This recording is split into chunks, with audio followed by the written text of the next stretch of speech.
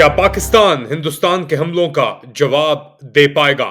Late Ali show you کے اس episode میں آپ سب کو خوش آمدید. Do like subscribe and share this content. 24 حملے یعنی 24 مقام پہ حملے کیے گئے ہندوستانی بی وی آرز کے ذریعے، بیونڈ ویژول رینج میسائلز کے ذریعے، اور اس کے اندر اپیرنٹلی بھاولپور کے اندر مسجد کو ٹارگٹ کیا گیا. جو اطلاعات آ رہی ہیں کہ تقریباً 11 لوگ پاکستانی جاں بحق ہوئے ہیں اس کے اندر. یہ حملے کیوں مختلف تھے؟ کیونکہ اس سے پہلے حملوں کو کشمیر کے اندر ہی، یعنی آپ پاکستان ایڈمنسٹریٹ کہہ لیں یا انڈین ایڈمنسٹریٹ کہہ لیں، کشمیر کے اندر ہی محدود رکھا جاتا تھا، مگر اس بار ہندوستانیوں نے پاکستانی شہروں کے اندر اٹیک کیا اور 150 کلومیٹر کے اندر تک، یعنی 2/3 حصہ پاکستان کی آبادی جو ہے وہ ہندوستان کے بارڈر سے 150 کلومیٹر رہتی ہے. اس کے بعد اچھا خیر یہ تو اٹیک ہوئے اور ویڈیوز بھی سامنے آئی دھماکوں کی، اور پریشانی، ایک پوری عوام پریشان پھیلی ہوئی اور دیکھ رہی ہے مناظر. دوسری جانب پاکستان نے دعویٰ کیا، اور اس کے بعد ہندوستانی میڈیا نے بھی، رائٹرز نے بھی، دا ہندو نے انفیکٹ یہ ٹویٹ کیا اور آرٹیکل پبلش کیا، مگر اس کو ڈیلیٹ کر دیا، کہ 3 ایٹ لیسٹ ہندوستانی فائٹر جیٹس کریش کیے کشمیر کے اندر، مقبوضہ کشمیر کے اندر. وجوہات نہیں پتا تھیں. رائٹرز نے لوکل آفیشل سے بات کی جنہوں نے کہا کہ جی یہاں تک کہ جو پائلٹس ہیں وہ ہسپتال پہنچا دیے گئے ہیں ایجیکشن کے بعد.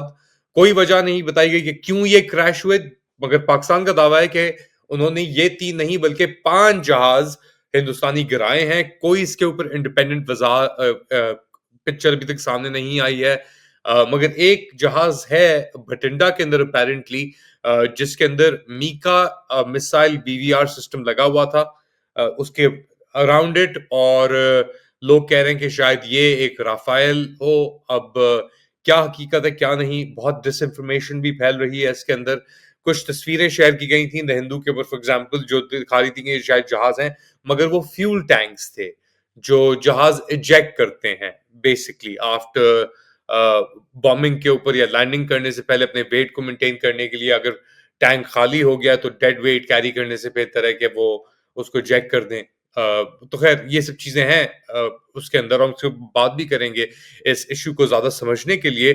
بٹ دا فیکٹ کہ یہ ڈس انفارمیشن پھیلائی جا رہی ہے، اس کے بعد پاکستانی جو موقف ہے، ایک بہت اہم میٹنگ منعقد کی گئی.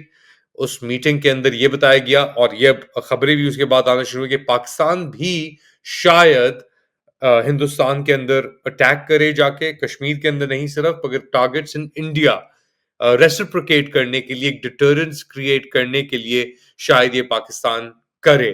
بٹ پاکستان کی میسیجنگ کے اندر تھوڑی کنفیوژن پائی جاتی ہے. خیر پہلے سنتے ہیں کہ حکومت کا کیا موقف ہے، پھر سنتے ہیں کہ اپوزیشن کا اس وقت کیا رد عمل ہے.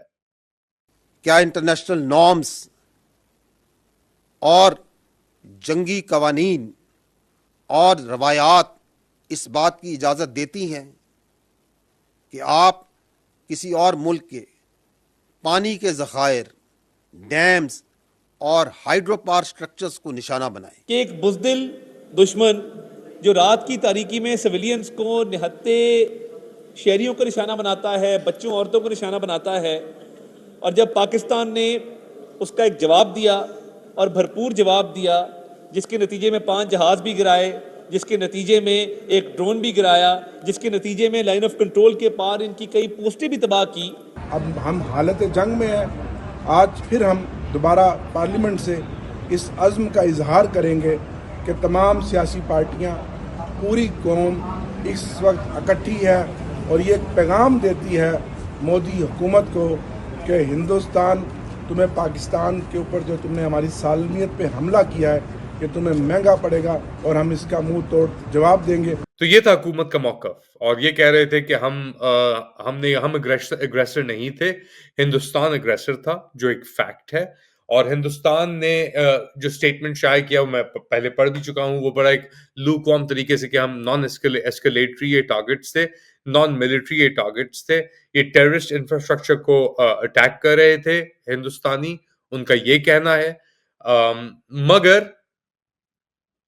ہے کیا تو پاکستان کے اندر ہی, اور لوگ بھی پاکستان کے اندر جاں بحق ہوئے, شہید ہوئے, جس کے اندر ایک بچی بھی شامل تھی. وہ تصویریں بھی سامنے آئی ہیں. ایک مسجد کو بھی اپیرنٹلی ٹارگٹ کیا گیا, تو اس سے سینٹیمنٹس اور خراب ہونے کا, یا جو لوگوں کے دلوں میں نفرت ہے یا غصہ ہے وہ شاید انکریز ہونے کا خدشہ ہے. بہت کچھ ہو رہا ہے اس وقت خطے میں. یہ دو نیوکلیئر آرمڈ ممالک ہیں, ہندوستان اور پاکستان, اور ان کے درمیان کئی جنگیں ہو چکی ہیں. جب سے ان کی پیدائش ہوئی تھی 1947, تو پہلی جنگ ہوئی تھی 48 کے اندر, پھر اس کے بعد پیریوڈکلی جنگیں ہوتی رہیں, مگر بڑی جنگ پھر 65 کے اندر بھی اس ایریا کے اندر ہوئی تھی.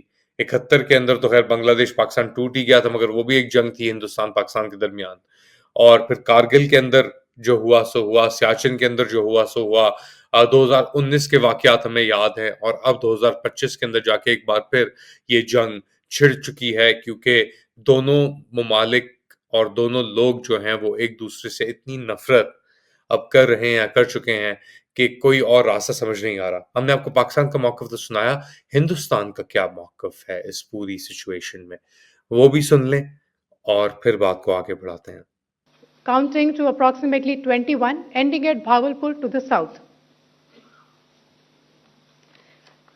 इन लक्ष्यों का चयन विश्वसनीय इंटेलिजेंस सूचनाओं के आधार पर हुआ ताकि आतंक गतिविधियों की रीढ़ तोड़ी जा सके, और यह खास ध्यान दिया गया कि निर्दोष नागरिकों और सिविलियन इंस्टॉलेशन को नुकसान न पहुंचे. تو یہ تھا ہندوستان کا موقف, اور ہندوستان کہہ رہا ہے کہ ہم دہشت گردی کے خلاف یہ جنگ لڑ رہے ہیں. ہم نہیں چاہتے کہ پاکستان سے ہماری طرف یہ اٹیکس ہوں. یہاں تک کہ ہندوستان نے کوئی ایویڈنس پرووائڈ نہیں کیا کہ پہلگام کے اندر جو یہ دہشت گردی کا واقعہ ہوا, جس کے اندر 28 کے قریب لگ بھگ لوگ جاں بحق ہوئے پہلگام مقبوضہ کشمیر کے اندر, اور وہاں پہ اس کے بعد سے ہی انڈین الزامات شروع ہو چکے تھے. الزام تراشی اسے بیسکلی کہتے ہیں کہ وہ شروع ہو چکی تھی. اچھا, ایک طرف تو یہ سب کچھ ہو رہا ہے ہندوستان پاکستان کے لیول پہ, دوسری جانب ایک پاکستان کے اندر ایک ایفرٹ ہے کہ آرمی چیف کو لائنائز کیا جائے, بڑھا چڑھا کے دکھایا جائے, اور عمران خان کو نیچا دکھا کے پروموٹ کیا جائے. اور یہ امیج بلڈنگ یا ریفربشنگ آپ کہہ لیں آرمی کے اسٹیبلشمنٹ کی, اس کے اندر بہت سارے یعنی ملی نغمے بھی شروع کیے گئے. اب اس اٹیک کے بعد آبویسلی لوگوں کے دماغ میں سیکیورٹی اور سیفٹی سب سے سر فہرست ہوگی, اور نیشنلزم بھی لوگوں کے دلوں کے اندر ہوگا. اور اگر یہ جو افواہیں ہیں یا حقیقت ہے یہ جہاز گرانے کی, اس کے بعد جو ایک وہ جو ونڈ فال آئے گا نہیں آئے گا, اس کا کیا اثر ہوگا. میرا تو ابھی بھی ایک موقف ہے کہ اب دنیا کی نگاہیں اور اسپیشلی ڈونلڈ ٹرمپ کی نگاہیں ایک بار پھر پاکستان ہندوستان کے اوپر آ کے گریں گی, اور یہاں پہ وہ سوال پوچھے گا کہ کیا ہوا, کیسے ہوا, یہاں پہ کیسے پہنچے. تو ایک بار اٹینشن آئے گی, اس کے ساتھ ساتھ پریشر اور ایکسپیکٹیشنز بھی آئیں گی. کیا قیادت ان ایکسپیکٹیشنز کو کنٹرول کرنے کے لیے, سہنے کے لیے, برداشت کرنے کے لیے, ابزارب کرنے کے لیے تیار ہے؟ آپ کیا سمجھتے ہیں؟ بتائیں مجھے کامنٹ سیکشن میں, اور پلیز دعائیں کریں پاکستانیوں کے لیے بھی, کشمیریوں کے لیے بھی, اور ہندوستانیوں کے لیے بھی, کیونکہ آخر میں ہم سب انسان ہیں, اور ہمیں سب کو ساتھ مل کے ہی چلنا ہے. اور یہاں پہ ہم جنگ, نیوکلیئر وار تو دور کی بات, ہم جنگ بھی افورڈ نہیں کر سکتے. اپنا خیال رکھیں. اللہ حافظ.